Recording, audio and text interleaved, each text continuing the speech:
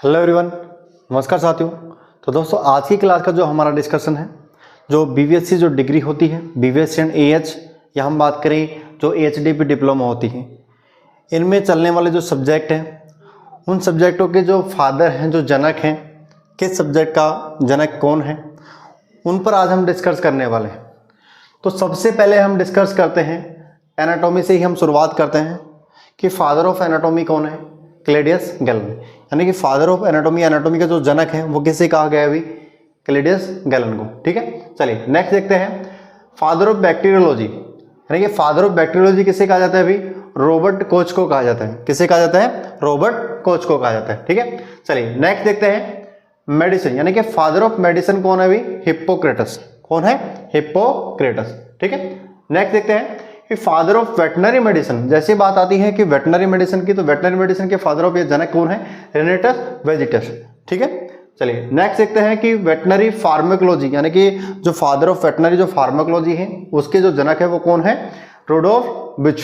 ठीक है, नेक्स्ट देखते हैं कि जो सर्जरी है, तो सर्जरी के फादर ऑफ जो सर्जरी है उसके जो जनक है वो कौन है? आचार्य सुश्रुता। कौन है भाई?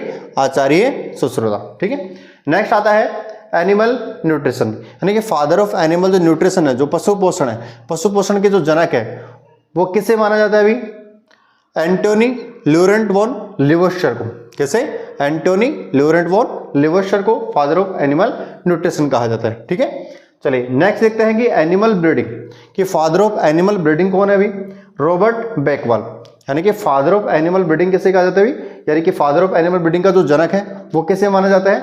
रॉबर्ट बेकवाल को माना जाता है। ठीक है, इसके अलावा हम देखते हैं कि जो फादर ऑफ जो इम्यूनोलॉजी है, इम्यूनोलॉजी की बात आती है तो इम्यूनोलॉजी का जो जनक है वो किसे माना जाता है? एडवर्ड जेनर को। किसे कहा जाता है? अभी एडवर्ड जेनर को फादर ऑफ इम्यूनोलॉजी कहा जाता है। ठीक है, चलिए नेक्स्ट देखते हैं कि फादर ऑफ जो कीमोथेरेपी है, कि फादर ऑफ कीमोथेरेपी को जो जनक है फादर ऑफ कीमोथेरेपी के वो कौन है? पॉल इरलिच। कौन है अभी?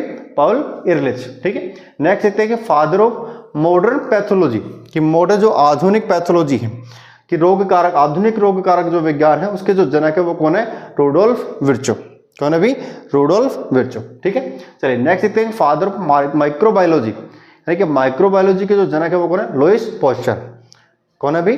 Lewis pasture. ठीक है, फिर नेक्स्ट हम बात करते हैं कि फादर ऑफ पैरासाइटोलॉजी। ये पैरासाइटोलॉजी के जो जनक है वो कौन है? फ्रुसिको रेडी। कौन है अभी? फ्रुसिको रेडी।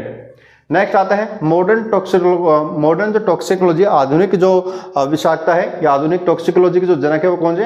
एमजेबी ऑर्फिला। किसे माना गया है? एमजेबी ऑर्फिला को। ठीक है, चलिए नेक्स्ट देखते हैं कि फादर ऑफ सोशियोलॉजी किसे कहा गया? अभी अगस्त स्मिथ को कहा गया है।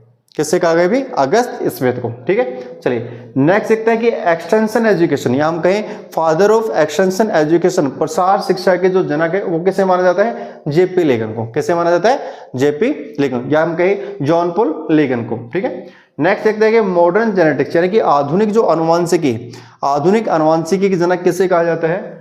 बेटसन को। डब्ल्यू बेटसन को आधुनिक अनुवांशिकी का जनक माना जाता है। जबकि हम देखते हैं कि जो जेनेटिक्स या अनुवांशिकी की हम बात करें, अनुवांशिकी के जनक कौन है? Gregor Johan Mendel.